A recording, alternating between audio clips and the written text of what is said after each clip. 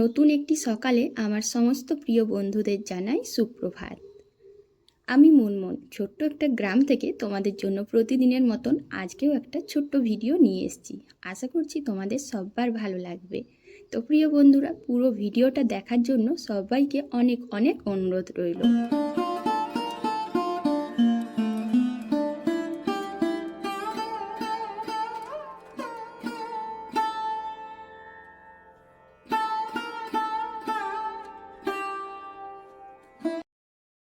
যে সমস্ত বন্ধুরা যে প্রান্ত থেকে ভিডিওটা দেখছো, আশা করছি তোমরা সবাই ভালো আছো আর আমিও ভালো আছি।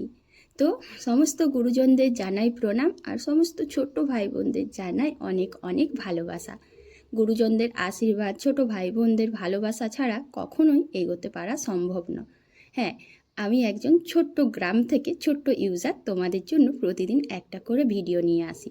তো বন্ধুরা, আমার এখানে নেটওয়ার্কের প্রবলেমের জন্য প্রতিদিন ভিডিও দিতে পারছি না, তাই বলবো সবাই পুরো ভিডিওটা মন দিয়ে দেখো। বর্মশাই ভোর থেকে উঠেই সামান্য এইটুকু বিষয় নিয়ে পায়ে পা দিয়ে ঝগড়া করবে, আর এটা যেন তো একদমই ভালো লাগলো না। তো প্রিয় বন্ধুরা, সবাই ভিডিওটা দেখো, আশা করছি তোমাদের ভালো লাগবে। সকাল থেকে উঠে গ্রাম্য জীবনযাত্রার যা সমস্ত কাজ ছিল সবই করেছি, তবে সেগুলো আর তোমাদের সাথে আজকে শেয়ার করলাম না। এই যে দেখো, এখন আমার বর্মশাই বললেন আজকে আবার লুচি খাবেন, তাই সকালবেলায় কাজ সেরে না তাড়াতাড়ি করে একটু লুচি করতে এলাম।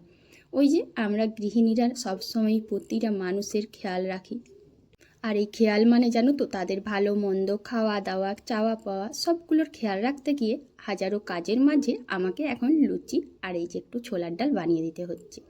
আর একজনের জন্য কিছু বানানো মানে পরিবারের সবার জন্য বানিয়ে নিতে হয়। আসলে তোমরা হয়তো অনেকেই ভাববে এটা আবার কি, এটা তো সকালের জলখাবার, কিন্তু তা না গো। আমাদের গ্রাম্য জীবনে লুচি বলো, পরোটা বলো বা অন্যান্য টিফিনে আরও যাই বলো না কেন, সেরকম কিছু বানানো হয় না। তার সাথে আজকে অনেকটাই কাজ রয়ে গেছে।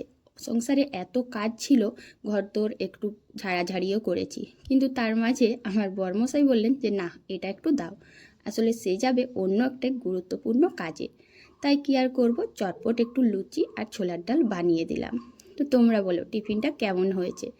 আমার ব্লগে তোমরা তো প্রতিদিনই জলখাবারে মুড়ি, আলু ভাজা, বেগুন ভাজা বা অন্য কিছু দেখতে পাও, যেমন মটরের তরকারি বা এটা সেটা, যেটা গ্রাম্য জীবনযাত্রায় চলে জলখাবারে।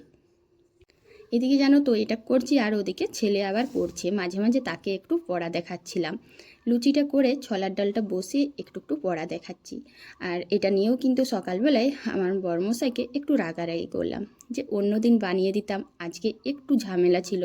সংসারে কিছু কিছু সময় থাকে না যে অনেক অনেক রকম হরবড় কাজ থাকে বা ব্যস্ততা থাকে, তো আজকে এত ব্যস্ততার মাঝে সে এটা করলো।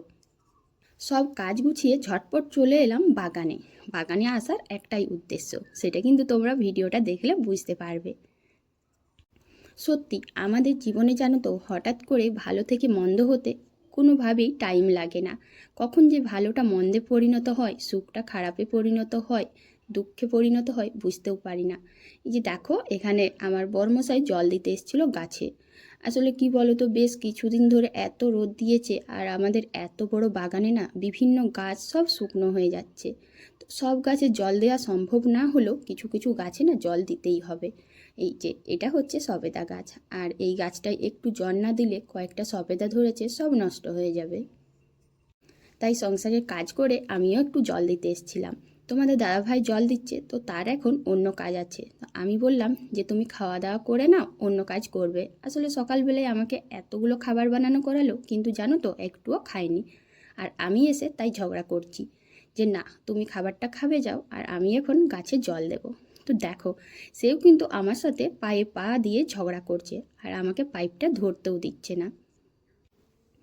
এত সবের মাঝে ছেলে আমার কখন যে কি ভিডিও করেছে আমি জানি না, তবে এখন আমি ক্যামেরাতে দেখলাম যে এতগুলো ভিডিও, তাই তোমাদের সাথে শেয়ার করছি। তোমরা সবাই বলো না যে হ্যাঁ তোমার সংসারে অনেক অনেক কিছু ভালো, সবাই কত ভালো, কিন্তু না গো, প্রতিটা সংসারই ছোটোখাটো বিষয় নিয়ে অনেক কিছুই ঝগড়া হয়। আর আমাদের মধ্যেও আজকে তুমুল ঝগড়া লেগে গেছে। তো একবার সে ছাড়িয়ে নিচ্ছে পাইপটা, একবার আমি ছাড়িয়ে নিচ্ছি। প্রত্যেকটা গৃহিণীর সংসারই জানো তো ছোটোখাটো কিছু বিষয় নিয়ে ছোটোখাটো কিছু ঝগড়া হয়েই থাকে। আসলে আমি না জল দিতে খুব ভালোবাসি। গাছে এরকমভাবে পাইপ ধরে জলটা ছিটিয়ে ছিটিয়ে দেবো, এটা ভীষণ ভালো লাগে। তাই এখনও কিন্তু রান্নাবান্না না করেই জল দিতে এসেছি। আর তোমাদের দাদাভাই একবার করে ঝগড়া করছে, একবার করে পাইপটা ছাড়িয়ে নিচ্ছে। ওই যে দেখো, ওইদিকে কিন্তু বক বক করেই যাচ্ছে, আর আমি তার কথায় পাত্তা দিচ্ছি না। আমি মনে মনে ভাবছি, হ্যাঁ তুমি পায়ে পা দিয়ে আমার সাথে ঝগড়া করো, আমি আমার কাজ করে নিই। তো দেখো এখন জানো তো এত বিরক্ত হচ্ছে, এত ঝগড়া করছে, আমারও না ধৈর্যের বাঁধ ভেঙে গেল।